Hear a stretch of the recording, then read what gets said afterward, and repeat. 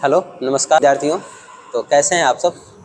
चलिए आज ये फाउंडेशन क्लास का दूसरा क्लास है, जो हिंदी का दूसरा क्लास है। ठीक है, इसमें हम लोग हिंदी क्लास को देखेंगे। इससे पहले इस दो लाइन को देखिए। जुनून चाहिए लक्ष्य को पाने के लिए, जुनून चाहिए लक्ष्य को पाने के लिए, वरना जुनून चाहिए लक्ष्य को पाने के लिए, वरना सपने तो बहुत लोग देखते हैं दूसरे को दिखाने के लिए। अर्थात यदि आप कुछ करना चाहते हैं तो इसके लिए आपके अंदर जुनून होना चाहिए। काम को करने के लिए जुनून होनी चाहिए, ठानना पड़ता है। नहीं तो दुनिया में तो बहुत सारे लोग हैं जो बस दूसरे को दिखाने के लिए कुछ ना कुछ अगड़म बगड़म चीजें करते रहते हैं। तो दूसरे के दिखाने के लिए नहीं, बल्कि कुछ पाने के लिए कीजिए और जुनून के साथ कीजिए। तो चलिए शुरू करते हैं अपने हिंदी क्लास को, जो कि है वर्ण विचार। हम लोग ने पिछले कक्षा में हिंदी के इतिहास को देखा था कि आखिर हिंदी भाषा क्या है, कहाँ से आई, कैसे आई, हिंदी शब्द किस भाषा से ली गई है, और जो हिंदी भाषा है इसकी जननी कौन सी भाषा है, जो संस्कृत है वो कितने प्रकार का होता है, कब से कब तक कौन सा संस्कृत चला, जो हिंदी की उत्पत्ति है कैसे कैसे हुई, ये सब पढ़े। और ये जो वर्तमान जो चैप्टर है उसका नाम है वर्ण विचार, यानी वर्ण के बारे में हम लोग पढ़ने वाले हैं। ठीक है, तो ये हमारा जो प्रेजेंट चैप्टर है वर्ण है, वर्ण विचार। ठीक है, इसमें कुछ चीजें, चलिए इसको थोड़ा हम छोटा में ले लेते हैं, इधर होगा छोटा सा नोट्स। चलिए यहाँ से है जो व्याकरण शब्द है उसका क्या अर्थ होता है। काफी पहले से आप लोग याद किए होंगे कि जो शुद्ध लिखना बोलना पढ़ना सिखाया उसे व्याकरण कहते हैं। तो उस चीज को समझने के लिए पहले जो है ना, हमें व्याकरण शब्द को समझना होगा कि जो व्याकरण शब्द है आखिर ये बना कैसे है। व्याकरण शब्द को अगर खंडित किया जाए तो तीन भाग इसके हो जाएंगे, वी, आ और करण। वी, आ और करण। वी और आ करण का क्या अर्थ होता है, लिखा है कि विशेष रूप से आख्यान करना। विशेष रूप से आख्यान करना, आख्यान मतलब होता है उसके बारे में डिस्क्राइब करना, बताना, वर्णन करना। ठीक है, तो किसी भी चीज के, किसी भी भाषा का जब विशेष रूप से आख्यान करेंगे इसको कहते हैं व्याकरण। ठीक है, यानी कि व्याकरण को किसी भाषा के लिखित और बोलचाल के रूपों का यथार्थ समझाने वाला शास्त्र कहते हैं। वही आपका वाला जो परिभाषा बचपन वाला है वही है कि वह किताब या वह शास्त्र जो हमें शुद्ध लिखना बोलना पढ़ना सिखा दे उसे व्याकरण कहते हैं। ठीक है, व्याकरण को खंडित करें तो तीन खंड मिलेंगे, वी, आ और करण। ठीक है, वी का अर्थ होता है विशेष, आ का मतलब होता है आख्यान, और करण यानी कि करना। ठीक है, तो दूसरा बिंदु है भाषा। देखो, जो व्याकरण है वो लिखना बोलना पढ़ना तो सिखाता है, लेकिन इन चीजों को व्यक्त करने के लिए, दूसरे तक अपने बातों को, अपने फीलिंग्स को, अपने मन के में आए विचारों को दूसरे तक पहुंचाने के लिए जिसकी जरूरत होती है उसको हम लोग कहते हैं भाषा। यानी कि भाषा वह माध्यम है जिसके द्वारा मनुष्य अपने विचारों, अपने भावों को दूसरे तक प्रेषित कर पाता है, भेज पाता है, पहुंचा पाता है। यानी कि जैसे अगर हम कहें कि मेरे मन में कुछ विचार आ रहे हैं, जैसे कि हम जो बोलना चाह रहे हैं ये पहले मेरे मन में आया और अब हम इसे बोल करके आप तक पहुंचा पा रहे हैं, तो ये जिस माध्यम से आपके पास पहुंच रहा है वो जो निकल के गया आपके कानों तक, मेरे मुंह से, कंठ से निकल करके जो आपके कानों तक गया वो कहलाएगा भाषा। लेकिन भाषा सिर्फ इतना ही छोटा इसका परिभाषा नहीं है। भाषा को अगर समझना हो तो थोड़ा सा और हम लोग को डीप में जाना होगा। भाषा जो है अगर देखा जाए तो मूल रूप से दो या तीन प्रकार के लोग मानते हैं, जिसमें से पहला है लिखित। अगर हम अपने बातों को, अपने विचारों को, अपने मन में आए जो भी विचार हैं उनको अगर हम लिख के बताते हैं, जैसे कि हमें कहना हो आपको,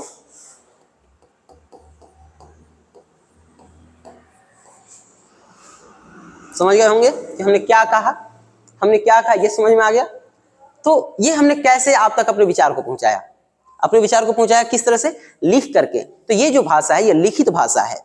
ठीक है, अपने विचारों को अगर हम लिख करके आप तक पहुंचा पाते हैं तो इस भाषा को कहते हैं लिखित भाषा।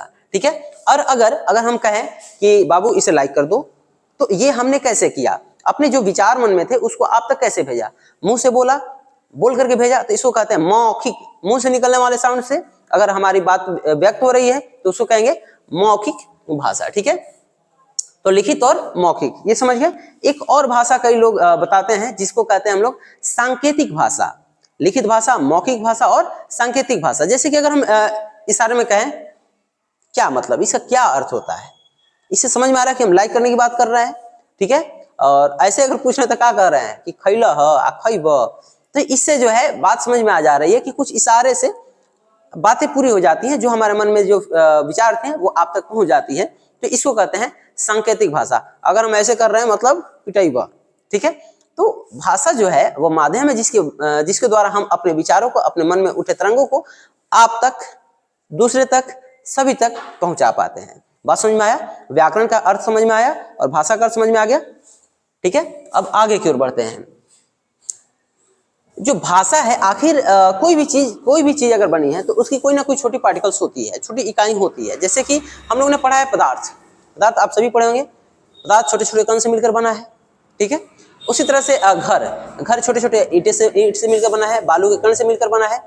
तो जो भी चीज है बड़ी आकार में है अगर, तो कहीं ना कहीं छोटे छोटे चीजों से मिलकर ही बनी होती है। उसी तरह जो भाषा है, भाषा भी छोटी छोटी इकाइयों से मिलकर के बनी होती है। जैसे अगर पहले अगर छोटा बच्चा होता है तो पहले क्या कहता है? माँ पा पा।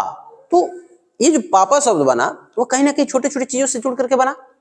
जो माँ शब्द है वो छोटे छोटे चीजों से जुड़ करके बना। तो कोई भी भाषा छोटी छोटी चीजों, छोटे छोटे पार्टिकल से जुड़ करके बने होते हैं। और वह जो सबसे छोटी इकाई होती है, उस छोटी इकाई को कहते हैं वर्ण या ध्वनि। चल बाबू, पहले ये बता दो आप लोग कि ये वर्ण और ध्वनि जो है, आप शब्द खूब सुने होंगे। क्या आपको वर्ण और ध्वनि के बारे में पता है कि वर्ण और ध्वनि में क्या अंतर है? वर्ण और ध्वनि में क्या अंतर है? क्या आप लोगों को पता है इसके बारे में, या दोनों शब्द एक ही है? थोड़ा ये हमें बता दो।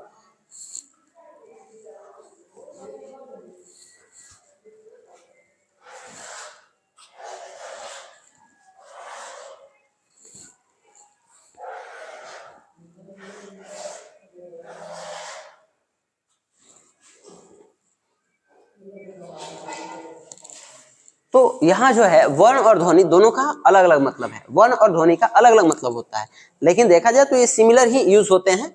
जैसे कि ध्वनि जो है ये साउंड को कहते हैं, और वर्ण जो है इसे आंखें देखती हैं।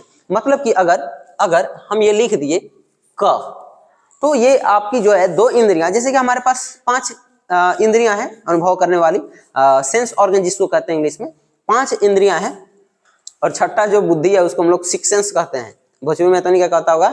Six sense. तो सिक्स्थ सेंस, छठी इंद्री, वो बुद्धि को कहा जाता है। लेकिन उसके अलावा जो हमारे अंग में है, जो हमारे शरीर में है, वैसी 5 इंद्रियां हैं। उन 5 इंद्रियों में से इसको ग्रहण करने के लिए आपके पास कितनी इंद्रियां हैं? तो इसे ग्रहण करने के लिए आपके पास 2 इंद्रियां हैं। अब बताओ, हम इसको टच करें तो क्या हमें ये समझ में आएगा कि ये क्या है? आएगा क्या? किसी को नहीं आएगा। आप खुद से अपने सामने कोई अक्षर लिख करके देखिए, आपको नहीं समझ में आएगा, ठीक है। समझ में कैसे आएगा? आंख से देख करके। तो आप एक बार देख करके अनुभव कर लिए। दूसरा हम कहे क, तो आप अपने कान से सुनकर अनुभव कर लिए कि क्या है। तो इसे ग्रहण करने के लिए 2 इंद्रियां हैं, एक आंख और एक कान। आंख जिसे ग्रहण करती है उसको कहते हैं वर्ण, और कान जिसे ग्रहण करती है उसे कहते हैं ध्वनि। जो कान ग्रहण करे वह ध्वनि है, और जो आंख ग्रहण करे वह वर्ण है। यानी यूं कह सकते हैं कि लिखित रूप को वर्ण कहते हैं, और मौखिक यानी कि जो साउंड आता है उसको ध्वनि कहते हैं। जो साउंड आता है उसको ध्वनि कहते हैं, और जो लिखित रूप है उसी को हम क्या कहते हैं? वर्ण कहते हैं। बात समझ में आया? वर्ण और ध्वनि में अंतर समझ पाए? क्या ये बात आपको पहले से पता था? अगर नहीं पता था तो कमेंट करके बता सकते हैं, ठीक है। तो भाषा की जो सबसे छोटी इकाई है, किसी भी भाषा की जो सबसे छोटी इकाई है, उस छोटी इकाई को ही हम वर्ण कहते हैं। किसी भी भाषा की छोटी इकाई को वर्ण कहते हैं, ठीक है। और अब देखिए, जैसे कि हमारा हिंदी भाषा है, और जो हिंदी भाषा है ये काफी जटिल और वैज्ञानिक है, बहुत ही बेहतरीन भाषा है। जैसे कि इंग्लिश है, काफी सरल है।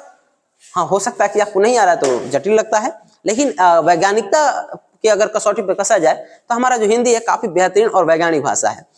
तो हर भाषा की अपनी एक स्टाइल होती है, अपने लिखने का एक तरीका होता है। जैसे आजकल आप लोग चैट में क्या करते हैं, जैसे हम लिख रहे हैं खाना खा लिए, ठीक है, ये एक स्टाइल हो गया।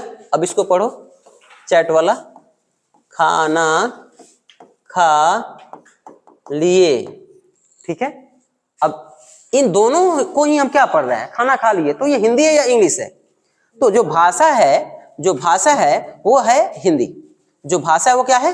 हिंदी है। लेकिन अगर आप देखें, थोड़ा सा गौर करें, तो आप समझ पाएंगे कि इसके लिखने का जो है तरीका अलग है। इसके लिखने का तरीका अलग है और इसके लिखने का तरीका अलग है। तो दोनों के लिखने का जो तरीका है वो अलग अलग है। तो लिखने का जो स्टाइल होता है, जो तरीका होता है, उसको ही हम क्या कहते हैं, लिपि कहते हैं, यानी कि स्क्रिप्ट कह सकते हैं इंग्लिश में, उसको हम लिपि कहते हैं। तो किसी भी भाषा को लिखने का जो एक तरीका है, जो एक स्टाइल है, उसको हम लिपि कहते हैं। बात समझ में आया? तो यहाँ जो है ये हमारा है देवनागरी लिपि। ये जो है कौन सा लिपि है?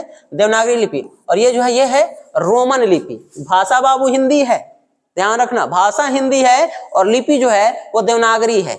तो देवनागरी लिपि है और भाषा हिंदी है।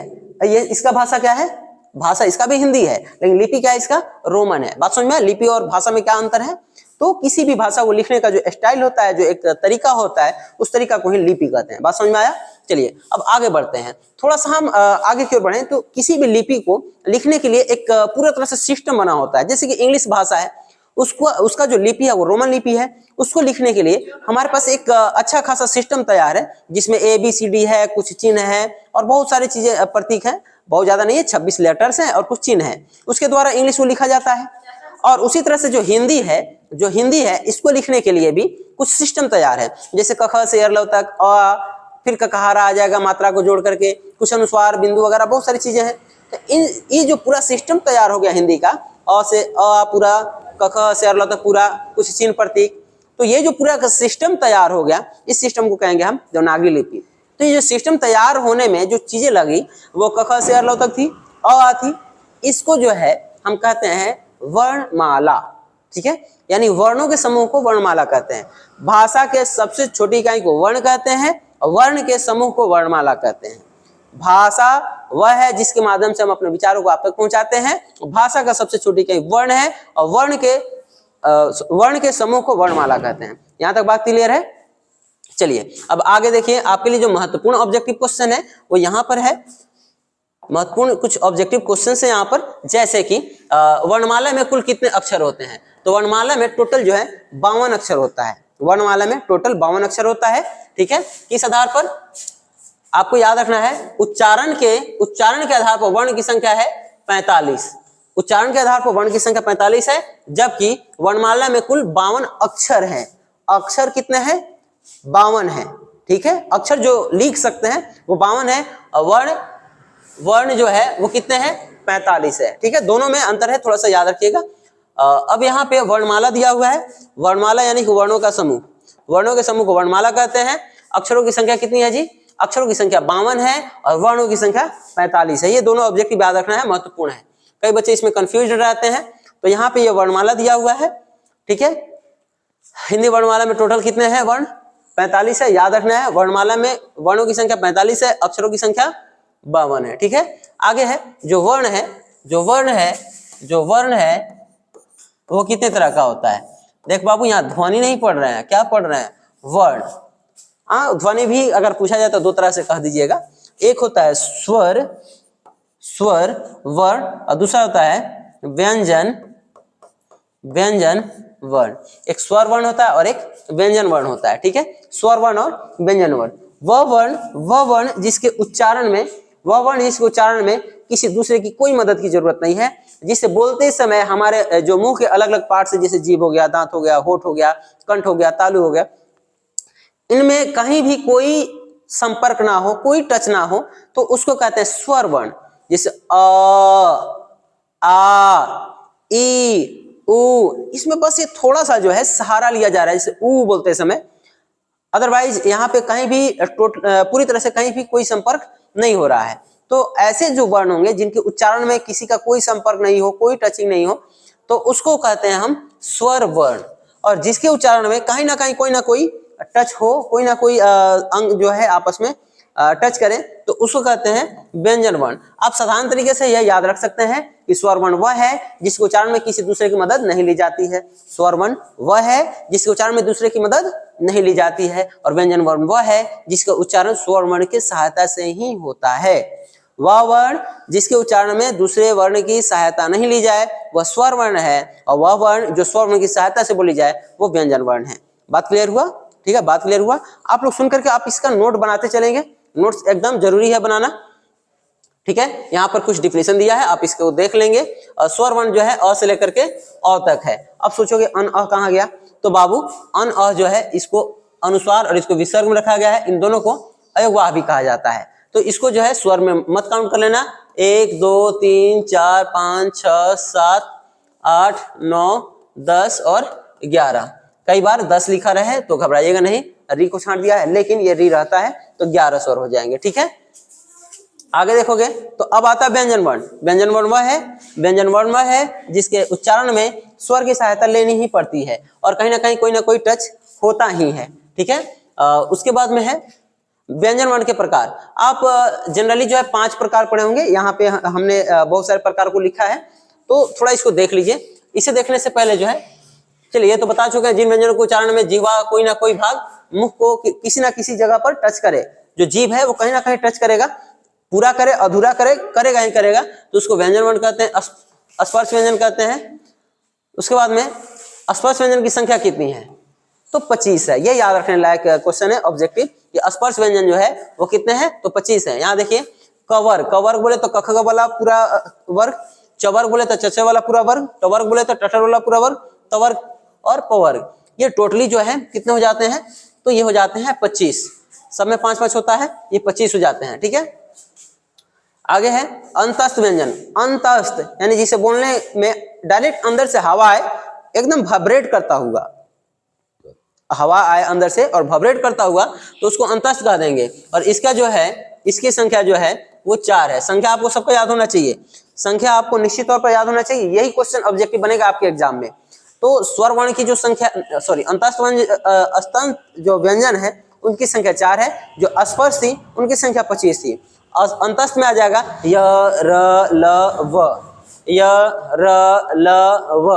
तो इसमें जो है जो हवाएं आती हैं अंदर से, वो अंदर से ही थोड़ा सा घूमते हुए वाइब्रेट करते हुए आती हैं, और इसका जब उच्चारण होता है तो कहीं भी क्लियरली बहुत ज्यादा अच्छा से टच नहीं होता है, इसलिए इसको कह दिया गया अंतस्थ व्यंजन। ठीक उसी तरह से है उष्म व्यंजन, यानी वह व्यंजन जिसे बोलते समय अंदर से उष्मा निकले, यानी कि इसके बोलने में अंदर से जो हवा है वो ज्यादा घर्षण करते हुए आएगा। और घर्षण से क्या उत्पन्न होता है जी, घर्षण करके देखो, घर्षण से क्या उत्पन्न होगा, तो उष्मा उत्पन्न होगा, ठीक है।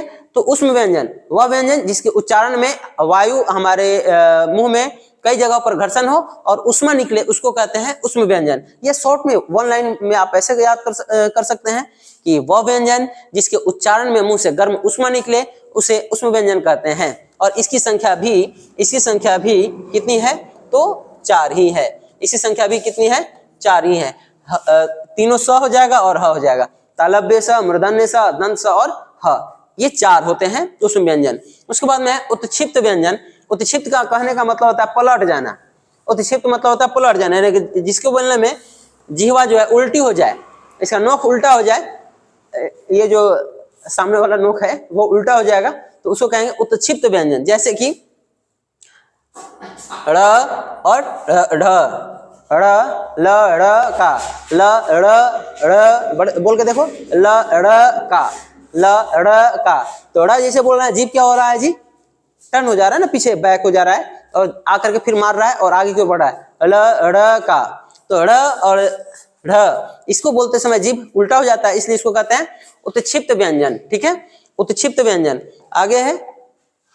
आगे है संयुक्त व्यंजन। संयुक्त का मतलब होता है जुड़ना, मिलना, यानी कि जो जुड़ करके व्यंजन बना हो उसको संयुक्त व्यंजन कहते हैं। जैसे छ, त्र, ज्ञ, स्र, इसकी संख्या भी कितनी है जी, 4 है। आपको याद रखना है, स्पर्श है 25, अंतस्थ है 4, उष्म है 4 और उत्क्षिप्त है 2 गो, और उसके बाद में ये जो संयुक्त हुआ ये भी है 4। स्पर्श 25, अंतस्थ 4, उष्म 4 और ये संयुक्त भी 4, उत्क्षिप्त 2 गो है, ठीक है। तो छ कैसे बनता है, तो क और स से छ बनता है, तो त और र से त्र बनता है, ज और यहाँ से ज्ञ बनता है और स और र से स्र बनता है, याद रखना है। उसके बाद में कंठय व्यंजन। अब ये सब जो है ज्यादा इंपॉर्टेंट नहीं है, इस पे आधारित क्वेश्चन जो है हम लोग बाद में करेंगे ऑब्जेक्टिव में। कंठय व्यंजन यानी कि जिसके उच्चारण में, ध्वनि के उच्चारण में जिह्वा पिछले भाग यानी जो जीभ का जो पीछा वाला चौड़ा वाला भाग है वो अगर कंठ को टच करता है तो उसको कंठय ध्वनि कहते हैं। तालव्य ध्वनि, जिसको उच्चारण करते समय तालु को जीभ जाकर छुए, तालु को, तारवा जिसको कहते हैं आप लोग, ऐसे तलवा होता है, तालु को अगर कहाँ गया जी, जीवा अग्रभाग तालु को अगर टच करता है तो तालव्य व्यंजन हो जाएगा, तालव्य स। मूर्धन्य व्यंजन यानी तालु के जो बीच वाला भाग है उसको मूर्धा कहते हैं, तालु का जो पिछला भाग है उसको मूर्धा कहते हैं, मृधा, ठीक है, मृधा कहते हैं। जिह्वा के निचले भाग के स्पर्श के मृधा को स्पर्श करने पर जो ध्वनि उत्पन्न होता है उसको मूर्धन्य कहते हैं। यानी कि बीच वाला भाग अगर जाकर जीभ को टच करता है, जीभ उसको जाकर टच करता है और ऐसा अगर कोई ध्वनि निकल रहा है तो उसको कहेंगे मूर्धन्य। दंतय जिसको बोलते समय दांत पर जीभ जाकर टच करे तो उसको दंतय कहेंगे, ठीक है। उसके बाद में ओष्ठय जिसको बोलते समय ओठ का सहारा लिया जाए पूर्णतः, उसको कहते हैं ओष्ठय। इस तरह से जो है कुछ ये वर्ण थे और इनके उच्चारण स्थान के बारे में अगले क्लास में हम लोग पढ़ेंगे। तब तक के लिए धन्यवाद।